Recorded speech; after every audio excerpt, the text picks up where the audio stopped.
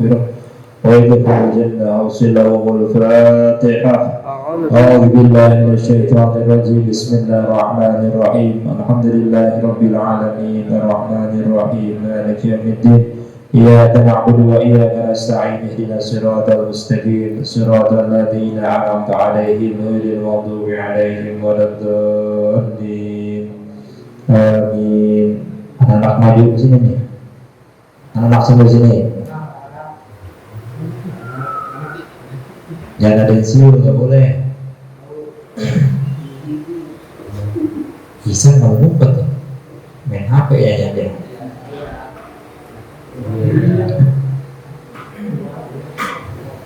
Nah, faslun nawaina ta'alluma lil ifada wal istifada wa sunnah Rasulullah sallallahu alaihi wasallam. Faslun mujibatul ghusli sittatun. Pasal ini menjelaskan tentang hal-hal yang menyebabkan mandi menjadi wajib itu ada 6.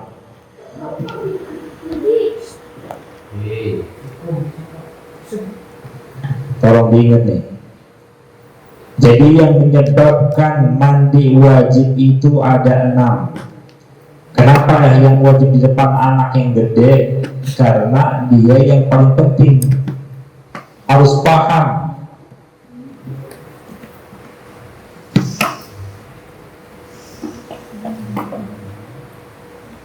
Yang pertama, ilajul hasyafati fil farji. Masuknya helm kemaluan pada kemaluan perempuan. Ngerti gak maksudnya? Ngerti aja.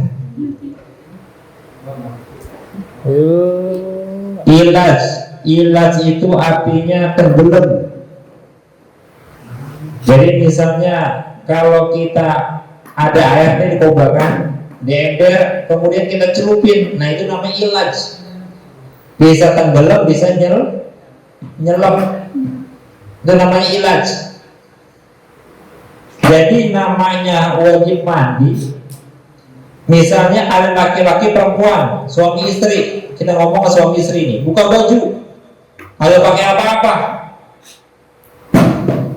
peluk-pelukan. Suami istri ingat suami istri, tapi enggak melakukan hubungan, tidak memasukkan kemaluannya. Apakah wajib mandi? Udah enggak pakai baju dulunya, tapi tidak melakukan hubungan intim. Kira-kira wajib enggak mandi? Enggak. Kenapa? Karena tidak ilaj. Kemaluan laki-laki tidak nyemplung ke kemaluan perempuan. Makanya dikatakan berzina laki-laki dan perempuan kalau dua-duanya masuk. Paham nih? Jadi yang dinamakan zina itu kalau udah masuk dua-duanya, alat kelaminnya masuk, laki-laki ataupun perempuan. Bahkan tatkala ada hukuman zina, orang berzina itu dicambuk 80 kali cambukan. Ada yang bilang kalau dalam Al-Quran itu 100 cambukan. Oh, berzina, orang belum nikah tapi udah melakukan hubungan intim, melakukan hubungan udah kayak suami istri, maka hukumannya dicambuk 100 kali. Kalau udah nikah, dipendem setengah badan, dilemparin pakai batu sampai mati. Makanya jangan nih Bang Eka nih ganteng nih, tapi depan sama perempuan harus kuat iman. Kuat iman, kuat Islam. Laki-laki harus kuat. Biasanya yang nyeredingin itu apa? Perempuan biasanya. Kalau udah laki sama perempuan sama-sama suka, biasanya yang paling nafsu siapa? Dua-duanya. Biasanya paling nafsu itu biasanya perempuan yang mojok-mojokin. Karena kenapa? Setan itu nggak bisa menggoda Nabi Adam. Akhirnya setan itu menggoda siapa? Hawa. Hawa tergoda oleh iblis. Akhirnya Hawa makan buah kuldi. Karena Nabi Adam sayang sama Hawa, Bang, saya udah makan, abang belum. Akhirnya Nabi Adam juga makan. Berarti semua bermasalah dari siapa? Dari perempuan. Ya, pokoknya harus kuat iman. Jadi yang pertama masuknya kemaluan laki-laki, tahu kan yang udah sunat tuh ada helmnya tuh depannya tuh. Ya, itu masuk. Cuman helmnya doang, kagak semuanya. Helmnya doang masuk, udah wajib mandi. Walaupun kagak ngapa-ngapain, cuman masuk, tapi kebakaran dikeluarin lagi. Itu udah wajib mandi dan disebut udah berzina kalau orang berzina. Nauzubillah min dzalik. Jadi pertama masuknya helm kemaluan laki-laki ke dalam perempuan. Yang kedua, khurujul mani, keluarnya air mani baik sengaja ataupun tidak, mimpi ataupun sadar. Mimpi contoh, kita lagi tidur nih, tahu-taunya ketemu sama bidadari dari surga, baru ketemu doang langsung keluar air mani misalnya. Bocah kayak paham aja dia. Bidadari cakep banget, baru dipegang tangannya, mas sholat sama saya mas jadi imam. Baru dipegang tangannya langsung keluar air mani, dia kaget langsung keluar air mani, maka wajib dia mandi. Kalau puasa Ustaz, kira-kira datang gak puasanya? Siang hari tidur di musola, saking ngantuknya nih, dia mimpi basah, keluar air mani. Apakah puasanya batal atau tidak? Batal atau tidak? Kenapa enggak? Inter, karena kagak sengaja. Orang lagi tidur, dia mimpi basah, namanya sedekah. Dalam arti nikmat hadiah bakal kita. Malam siang-siang tengah bolong atau bidadari mimpi basah, puasanya jangan dibatalin. Langsung kita keluar dari musola, langsung buru-buru mandi. Nanti caranya diajarin nih, mandi yang benar nih, karena banyak yang salah nih mandinya nih. Bagaimana kalau sengaja Ustaz? Kalau sengaja itu bagaimana? Dikeluarin pakai tangan. Orang yang onani, masturbasi, istimna kalau bahasa Arabnya, dikeluarin tuh air mandi pakai tangannya, mohon maaf, itu nanti tangannya akan buah anak-anak tuh. Hati-hati itu. Jangan nyoba-nyoba. Kalau orang sudah melakukan satu kali masturbasi, onani, itu biasanya akan ketagihan dan susah hilangnya. Ini banyak kasus anak remaja, itu gara-gara penyebabnya menonton film porno. Dia bingung melampiaskannya dan lewat apa? Masa pakai gedebong pisang? Itu mustahil. Akhirnya dia melakukan itu pakai tangannya. Hati-hati, hukumnya haram. Kecuali, ada kecualinya. Boleh kecuali. Kecualinya yang diperbolehkan kapan? Contoh, ada orang ganteng banget, dia diperkosa nih sama perempuan. Ada nggak laki-laki diperkosa sama perempuan? Ada. Siapa? Nabi Yusuf, bukan Ahmad.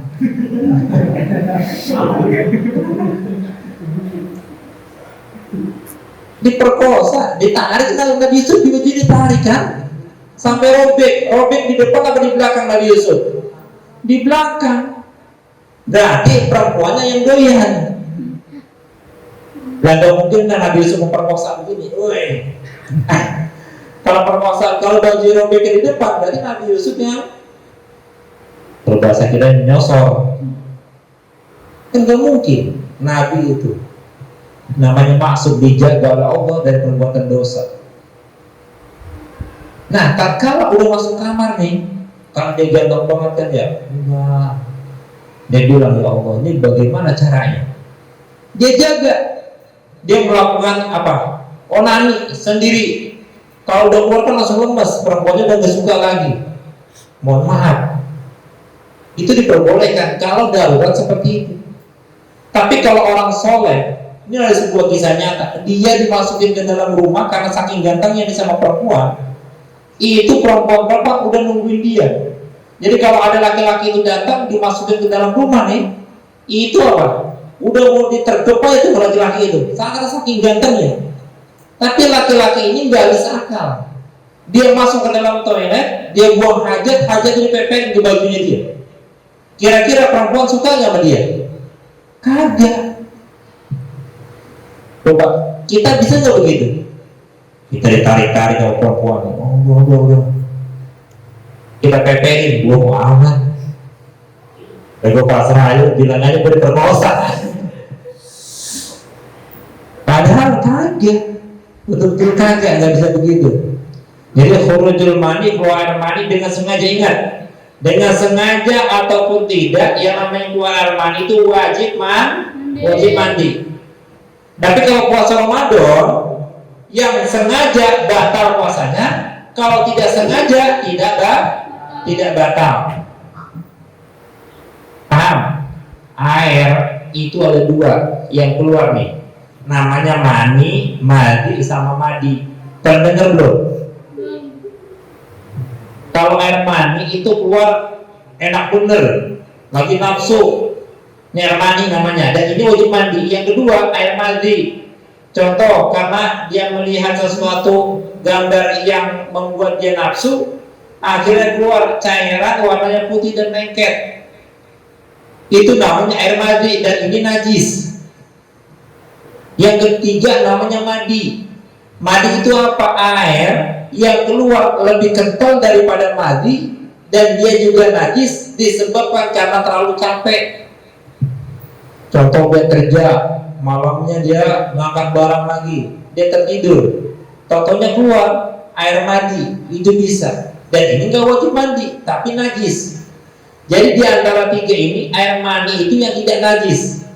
Contoh, tadi kalian kan ada cerita tadi tuh di musola dia tidur pakai sarung, contohnya air maninya keluar, dia mimpi basah. Sarungnya itu najis apa enggak? Enggak. Karena apa? Air mani. Manusia itu berawal dari air mani. Kalau air mani itu najis, berarti kita najis. Paham? Jadi air mani itu tidak najis. Yang najis tadi ada dua, apa? Madi sama madi.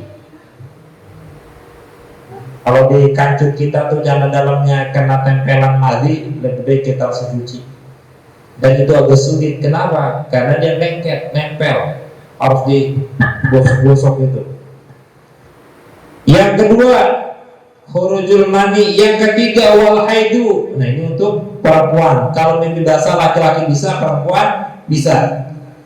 Yang ketiga haid. Haid ini khusus perempuan, 6 hari umumnya, 7, 8. Minimal haid berapa hari? Sehari semalam. Paling lama berapa hari? 15 hari. Kalau lebih dari 15 hari, perempuan itu udah wajib sholat, dan itu disebut namanya darah istihadah.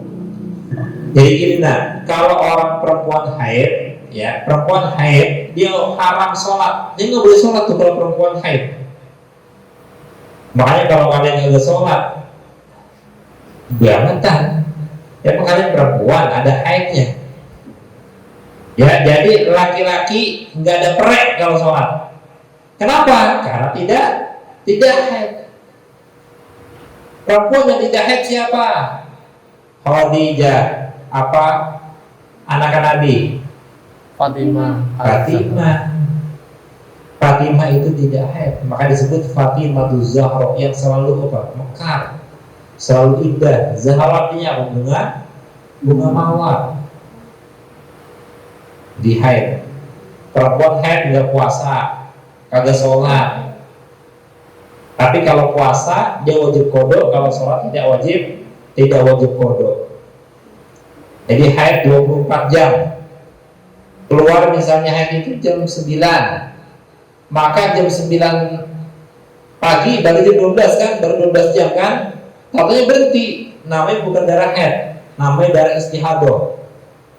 Udah paham nggak?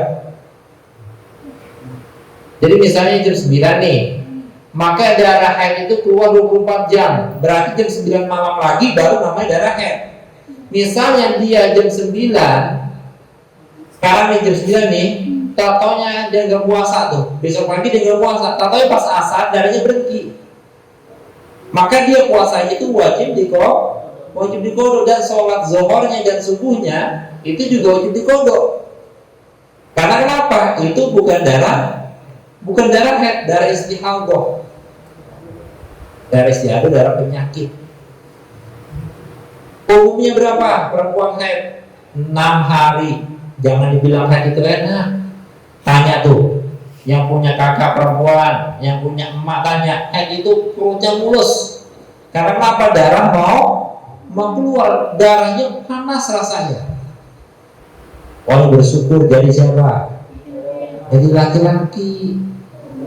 Gara-gara laki-laki, perempuan menderita masuk rumah sakit tuh. Gara-gara suaminya disesar, gara-gara siapa? Suami. Hanya sayangin tuh emaknya, jangan sayangin langsung istrinya, kalau istri belum ada. Sayangin emaknya karena yang melahirkan. Yang keempat, nifas. Tahu nifas? Nifas itu darah yang keluar setelah melahirkan. Nifas itu darahnya paling sedikit segumpal darah. Anak lahir, nangis, langsung keluar darah. Itu namanya darah nifas. Kalau sekarang rata-rata itu perempuan yang disesar itu nggak nifas lagi dia. Karena kenapa? Dicomot, bukan ngeden. Kalau normal kan ngeden tuh, apa aja keluar, benar-benar parah. Kesian banget kalau lahiran normal tuh benar-benar payah. Tapi kalau sesar cuma dibelek, diangkat, memang sih ada darahnya, tapi nggak begitu lama. Tapi sakitnya lebih lama sesar daripada normal. Kalau normal mungkin seminggu, dia akan apa? Akan hilang, akan normal. Tapi kalau sesar karena dibelek perutnya, itu lama proses penyembuhannya. Bayangin, kemaluan perempuan, mohon maaf, itu yang keluar itu kan 3 kilo.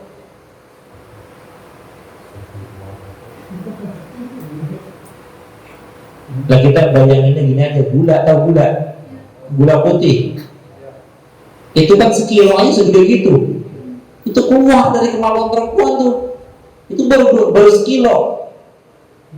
Nah ini manusia, kepalanya, badannya, kakinya, belum yang ada yang nyungsang, kaki duluan gitu tuh.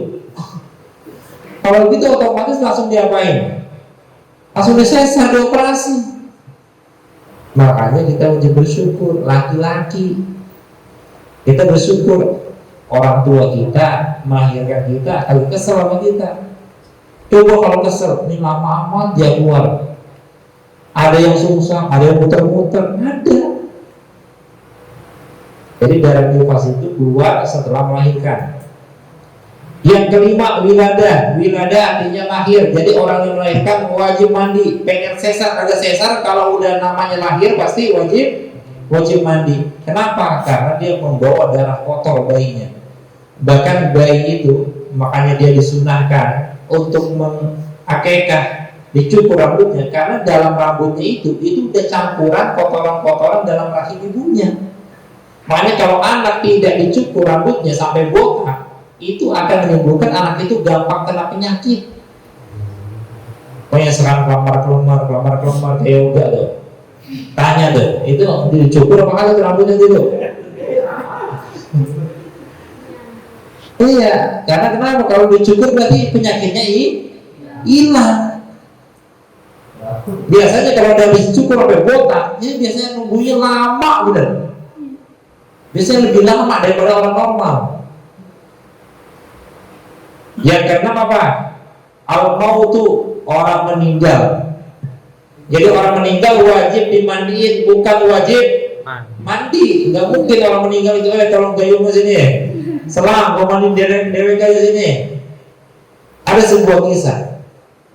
Ada seorang ulama namanya Ibnu Mayyid. Ya pasti ada yang belum dengar nih. Ibnu tuh ke ibnu artinya apa ibnu?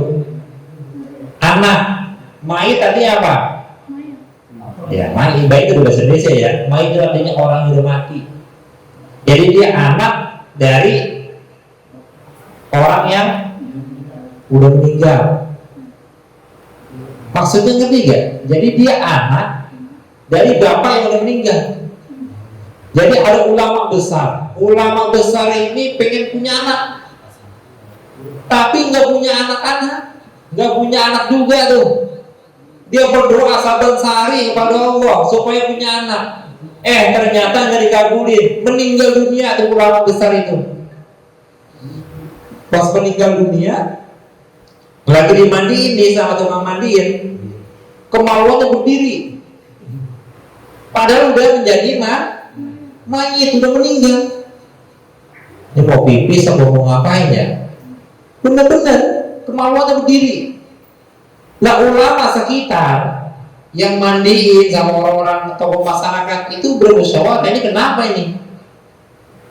Kalau zaman sekarang ada orang meninggal mau dimandiin kemaluannya berdiri, pasti kita bilang wah ini tuh main perempuan ini. Karena kenapa orang sekarang pikirannya udah susun, padahal ada rencana Allah yang luar biasa. Dia nggak punya anak, dia berharap punya anak supaya apa? Ada yang meneruskan perjuangan beliau menjadi ulama. Akhirnya kesepakatan, dan karena itu kemaluannya bangun aja, mungkin ini tanda-tanda bahwasanya Allah ingin memberikan anak kepada dia di ujung apa? Sebelum dia benar-benar dimasukkan ke alam kubur. Akhirnya istrinya dipanggil. Jadi dia berhubungan tuh, yang satu meninggal, istrinya hidup. Masya Allah, berkah bener. Walaupun udah meninggal dapat kenikmatan dunia, bayangin.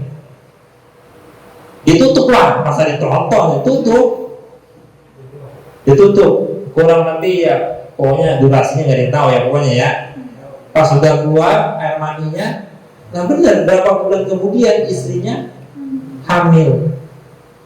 Jadilah ulama besar namanya Ibnu Bayyid karena anak dari si bapak yang udah meninggal. Nah kita bapak hidup namanya Ibnu Hayy, bapak hidup. Iyalah masih bapak mati, siap amat.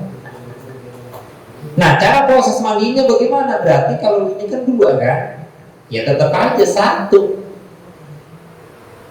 Nah, namanya menghilangkan hadas besar, kecuali mati syahid jangan dimandiin. Karena kenapa? Darahnya itu sebagai bukti di hadapan Allah. Kalau kita nih yang menulis, pulpennya itu akan ditimbang nanti tintanya. Kalau orang yang mati syahid yang ditimbang apanya? Darahnya. Makanya ketika di tahun 2013 awal itu Madinah hujan deras, lebat. Yang terjadi adalah pergunungan Uhud itu apa?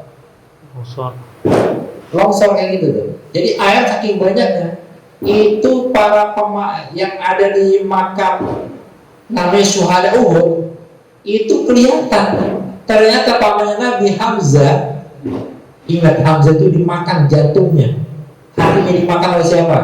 Oleh Hindun. Itu mukanya masih senyum, darahnya masih segar kayak kemarin baru meninggal. Ini kalau meninggal dalam keadaan syahid, jadi nggak boleh dimandikan, nggak dikafani. Itu luar biasa orang mati syahid. Makanya orang-orang Palestina itu seumuran kalian nih anak SD itu cita-citanya satu, hafal Al-Quran, mati syahid. Kita cita-citanya main HP, jadi gamers. Nah, repot dah. Tak benar, anak-anak Palestina itu hafal Quran, mati syahid itu doang. Kalau orang Indonesia makanya pernah penakut ya begitu, karena didikannya didikan handphone. Beraninya main PUBG doang, biar matinya masih hidup lagi. Jadi dianggap dia mati hidup lagi, mati hidup lagi. Coba kalau seandainya benar-benar dia berani dalam keadaan perang, ya real nyata, ya kan pasti dia sayang sama nyawanya dia. Ini mah kagak mati hidup lagi. Gua loncat dari tebing mau mati, cuma gini-gini doang. Terus hidup lagi. Jadi cita-cita terus mulia. Ish kariman aw mut syahidan. Hidup mulia atau mati syahid. Ini bukan ilmu kalian untuk ngomong, bukan ini. Direkam loh si Eka. Kalau untuk ngomong lagi. Bukan, ini maksudnya menunjukkan bahwa kalau kita mau hidup yang mulia. Kalau meninggal dalam seperti orang mati syahid. Maksudnya apa? Hidup mulia, mati mulia. Jadi ada 6 tuh yang menyebabkan orang itu mandi wajib. Nah sekarang furudul ghusli, rukun mandi wajib ithnani ada 2. Nah ini penting banget nih. Ini udah pada biasa kan? Belum. Nah itu dia si Andre udah. Hasan Hussein dia nggak ngikut pergi? Kagak. Kamu sosoknya Ada. Tapi ya. Iya. Kirain, pasalnya anaknya ada.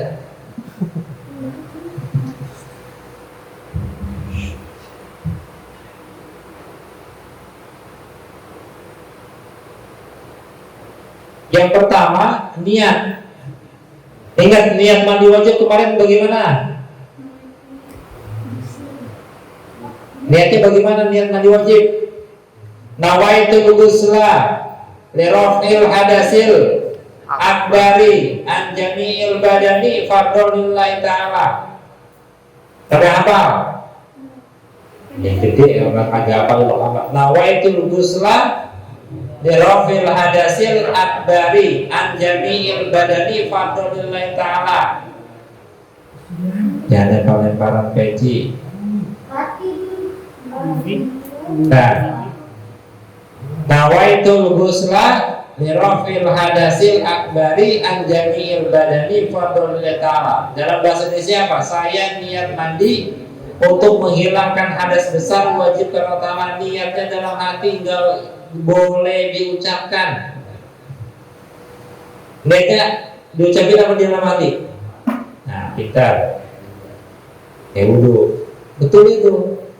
Jadi niatnya di dalam hati. Pas lagi basuhan yang pertama, jangan pakai gayung yang mana dari ember. Mana dijelaskan kan? Karena kenapa? Itu namanya mustakmal. Harus pakai yang mengalir dari keran. Pas keran ngucur, kerannya kan segini besar nih kan? Kita sebenarnya gampang banget gini aja nih. Jangan mungkin, maksudnya ya kita kan gini nih. Yang paling enak ya pakai shower. Karena sunnah mandi itu berdiri, sunnah wudhu itu duduk. Coba lihat masjid-masjid komplek itu pasti nyediain wudhunya duduk. Kalau misalnya mutakin wudhu kagak muat. Nah iyalah mentok. Kalau di Arab Saudi juga ada. Wudhu duduk ada, berdiri ada. Kemarin udah enak kan kita tinggal diginiin, langsung bocor. Kita tarik dia mati. Nggak pakai muter-muter lagi. Kalau di musola tawaran kayak gitu, habis sama bocah. Nah iya kaki dipengin gitu, hidup mati lo, hidup lo. Ya gara norak, dia malah rusak itu mah. Dan jangan pakai sabun dulu sebelum rata. Karena yang mensucikan dari hadas besar bukan sabun, air. Enggak beneran ini masalahnya orang Indonesia gitu. Baru udah kepok airnya udah ya, berasa dikit gitu kan, langsung pakai sampo 2 kilo. Udah ngumpul gitu tuh. Langsung di badan pakai sabun. Salah. Justru diratain dulu dari ujung kepala kanan. Jadi diusudahkan itu apa? Pertama di kepala atas, bagian kanan depan dulu ya. Jadi misalnya keran di sini nih, kanan dulu tuh, kanan depan. Setelah kanan depan, kanan belakang, bukan ke kiri, bukan. Oh, bagian kanan dulu semua. Setelah kanan, baru kiri depan. Itu sunnahnya. Makanya paling enak itu ya tadi itu pakai kanan. Kita tinggal bolak-balikin badan kita. Kalau pakai gayung kita nungguin air dulu lagi. Belakang dulu. Supaya pakai keran aja, ada depan, kanan, belakang, kiri, depan. Setelah itu baru udah tengah nih, buka. Kalau puasa jangan gini-gini, cukup gini aja. Misalnya tadi kan siang hari ya, cukup gini aja. Ukur-ukur secukupnya. Tapi kalau nggak puasa silakan. Karena kenapa? Kalau kalian sampai begini-gini, batal puasanya. Hati-hati itu kalau mandi wajib tatkala di bulan Ramadan. Kemudian yang punya jenggot, bulu ketek, itu wajib kena air semuanya. Nih, jangan sampai lupa lubang apa? Pusar. Nanti taunya.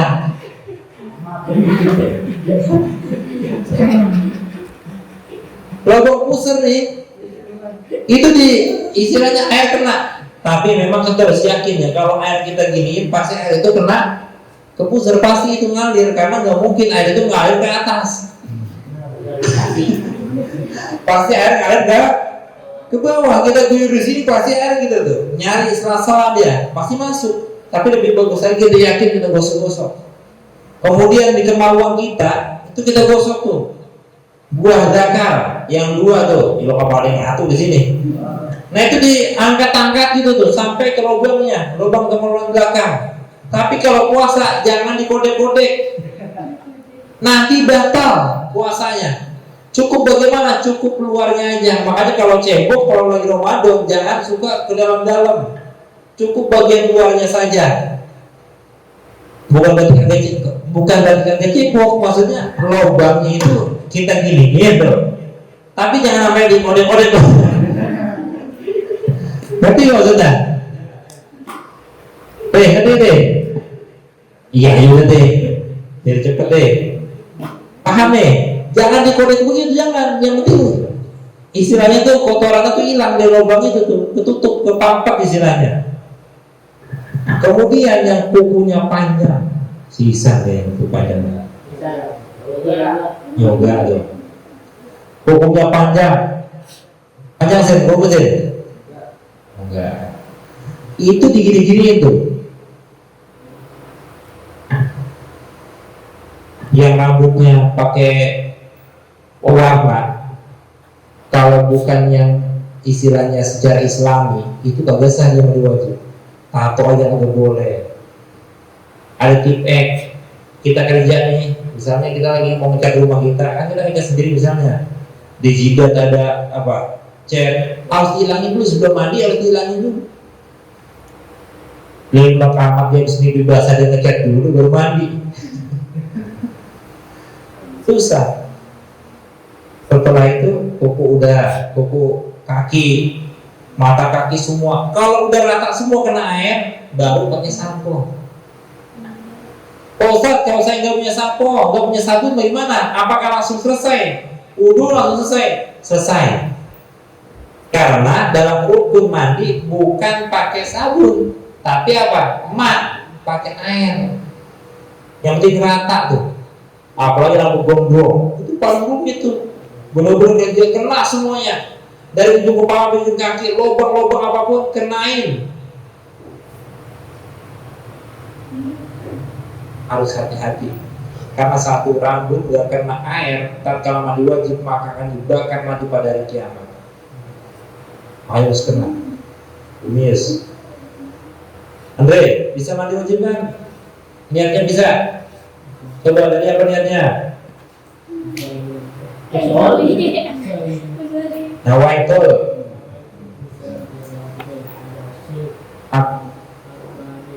Fadol.